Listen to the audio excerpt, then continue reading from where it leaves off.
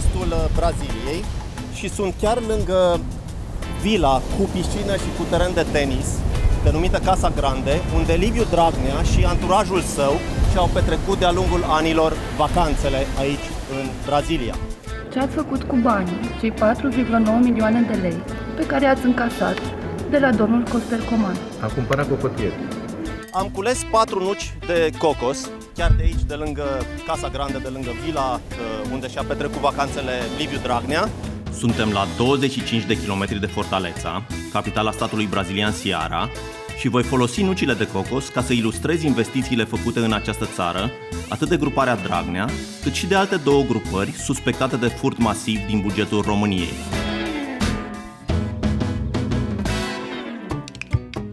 Brazilia este una dintre cele mai mari țări din lume, însă investițiile celor trei grupări sunt concentrate pe o distanță de 15 km pe malul Oceanului Atlantic. Banii românești au fost convertiți în vile, apartamente de lux și terenuri presărate între localitatea Cumbuco, unde se află Casa Grande, și unul dintre cele mai importante porturi din nord-estul Braziliei, portul Pecém.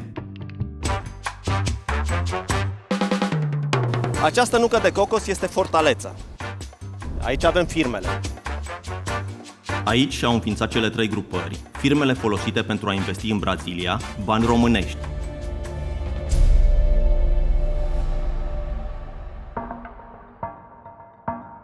Costel Coman și-a făcut două companii, ambele în 2014. Una dintre ele a fost denumită chiar Regiotrans, la fel ca firma sa din România, acuzată de DNA de prejudicierea bugetului public cu sute de milioane de euro.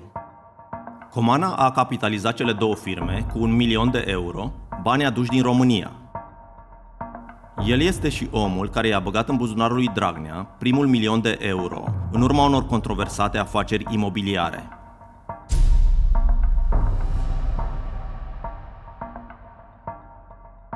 Mugurel Gheorghiaș, fost acționar principal al Teldrum S.A., firma atribuită de Direcția Națională Anticorupție lui Liviu Dragnea, a înființat și el o companie comercială în Fortaleza, dar mai devreme, în 2010.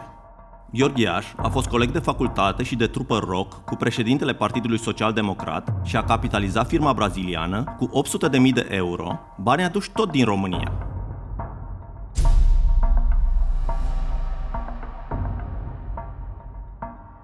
Mihai Mazăre, fratele lui Radu Mazăre, fostul primar al Constanței, s-a implicat și el în două firme cu sediul în Fortaleza.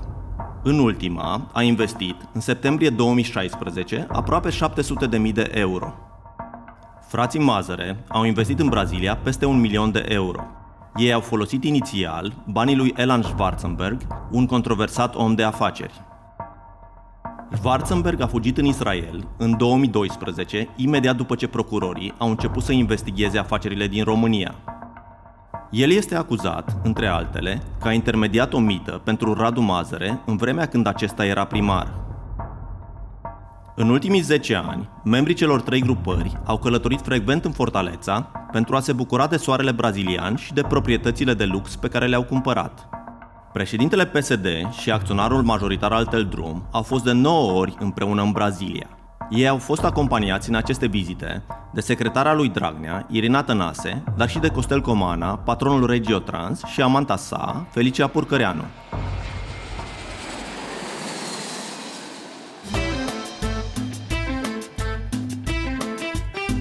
Românii aterizau pe aeroportul din Fortaleza, însă acțiunea avea loc la 25 de kilometri de acest oraș, în Cumbuco, un sat cu aproximativ 1600 de locuitori, înghesuit între dune de nisip și Oceanul Atlantic.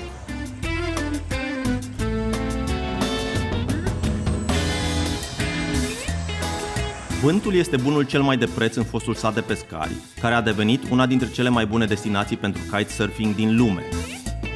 Zeci de mii de turiști vin aici anual pentru a se da cu placa și zmeul pe valurile Atlanticului sau pe apa lagunelor dintre dunele nisipoase.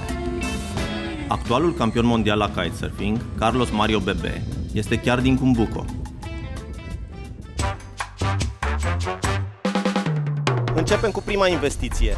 Este un condominiu de lux unde și-a trăit Costel Comana ultimele luni din viață. Comana s-a mutat în Cumbuco imediat după ce DNA a început să investigheze afacerile firmei Regiotrans în România. Pe scurt, Compania feroviară beneficia de subvenții de la stat, în timp ce trenurile sale circulau fără călători. Ajuns în Brazilia, brașoveanul s-a apucat de kitesurfing și a intenționat să facă afaceri. Nu și-a dus însă planurile până la capăt, deoarece un șir de evenimente, derulate la sfârșitul lui 2014 și în primele 2 luni ale anului următor, i-au adus sfârșitul. În decembrie 2014, Comana a cumpărat un condominiu de lux la malul mării, în complexul Ocean View. A plătit pentru el aproape 180.000 de euro. În aceeași lună au venit în Cumbuco și Liviu Dragnea, Irina Tănase, dar și Mugurel Gheorghiaș, acționarul Teldrum. Aceștia au ajuns de Crăciun și s-au întors în țară pe 8 ianuarie 2015. Pe 19 februarie, DNA a anunțat că partenerii de afaceri ai lui Comana din firma Regiotrans sunt anchetați penal pentru fraudă cu fonduri publice. O săptămână mai târziu, Comana a plecat din Cumbuco și s-a spânzurat în toaleta avionului înainte să aterizeze în Costa Rica. Era cea de-a doua vizită pe care o făcea în țara centrală americană în decurs de numai o lună. La fel ca Brazilia, Costa Rica a atras ca un magnet de-a lungul timpului români certați cu legea. Raizi le-a găsit aici și pe fosta șefă a DICOT, Alina Bica, pe Elena Udrea, dar și pe alți români condamnați sau trimiși în judecată pentru diverse infracțiuni. Paolo Alberto, antrenorul de kitesurfing al lui Costel Comana, nu crede nici acum ce s-a întâmplat.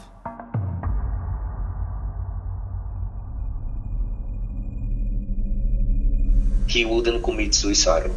And the way he was, like in the airplane, in the bathroom, yeah, this strange, this kind of thing like suicidal, it's hard to believe.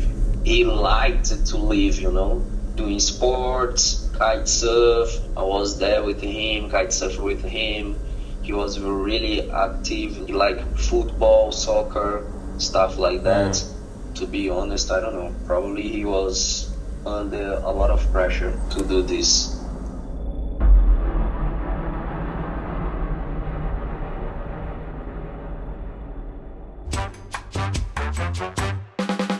În dreptul meu este Casa Grande, vila cumpărată cu bani aduși în Brazilia de către principalul acționar al Teldrum, domnul Mugurel Gheorghiaș. Alberto l-a cunoscut pe Costel Comana, chiar aici în Casa Grande, la aproximativ 1 kilometru distanță de condominiumul afaceristului de la Regiotrans. Localnicii din stațiunea braziliană știu de românii care își petreceau vacanțele în satul lor. Se feresc însă să vorbească deschis despre investițiile acestora. Proprietatea este încadrată de 2 complexuri turistice și a fost cumpărată cu aproape 600.000 de euro de către Mugurel Gheorghiaș în 2010, când era acționar al Teldrum.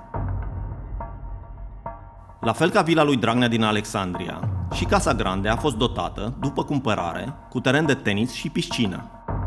În vremurile bune, politicianul obișnuia să vină aici și de 2 ori pe an și a petrecut Crăciunuri, revelioane și vacanțe de vară împreună cu Irina Tănase, cu Gheorghiaș și Comana. Când nu se aflau în Brazilia, românii lăsau Casa Grande în grija fixerului local, Caubi Junior.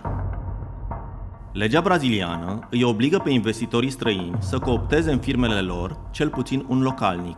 Atât Comana cât și gruparea Teldrum l-au ales pe taximetristul Caubi Junior.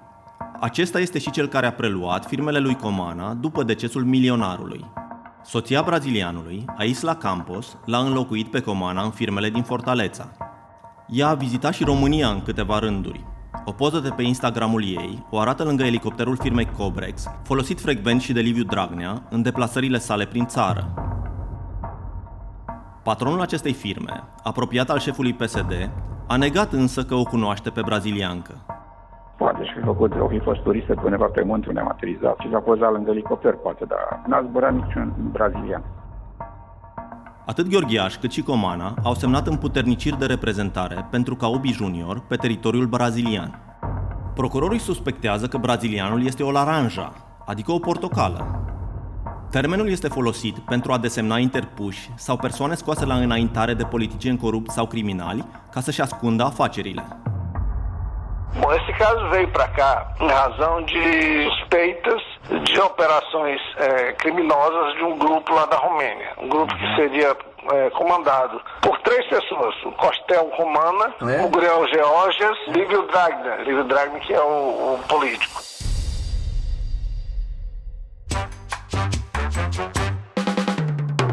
La 15 km de aici, pe direcția aceea, se află portul Pesem. Dacă Dragnea și cei din Teldrum au venit în Cumbuco pentru distracție, frații Mazăre au venit și pentru afaceri. Ei au cumpărat, cu bani de la fugarul Elan Schwarzenberg, 2 terenuri cu o suprafață totală de 30 de hectare, cam cât 30 de terenuri de fotbal. Pământul se află la 15 km de Casa Grande, în preajma portului Pesem. Mazăre s-a asociat cu afaceriști locali conectați politic, dar investițiile sale nu au avansat în ultimii ani. Pe de altă parte, mai recent, în septembrie 2016, Mihai Mazăre a băgat aproape 700.000 de euro în contul unei firme din Fortaleza, care se ocupă cu investiții imobiliare. Firma se numește Forta Records și anterior a produs hip-hop. Aventurile, călătoriile și afacerile românilor în Brazilia s-au gripat după ce DNA și procurorii brazilieni au început să-i ancheteze. Dragnea nu a mai dat prin Brazilia din vara anului 2016. Portocala, interpusul local Caubi Junior, este anchetat pentru spălare de bani. Teldrum și-a declarat insolvența. Pe pereții Casa Grande au apărut grafiti, cocotierii nu au mai fost văruiți, iar soneria de la intrare este smulsă din zid. Frații Mazăre sunt angrenați într-un litigiu după ce un localnic ar fi încercat să vândă, fără voia acestora, unul dintre terenurile din Brazilia. Radu Mazăre a fugit la sfârșitul anului 2017 în Madagascar. Costel Comana este în mormânt.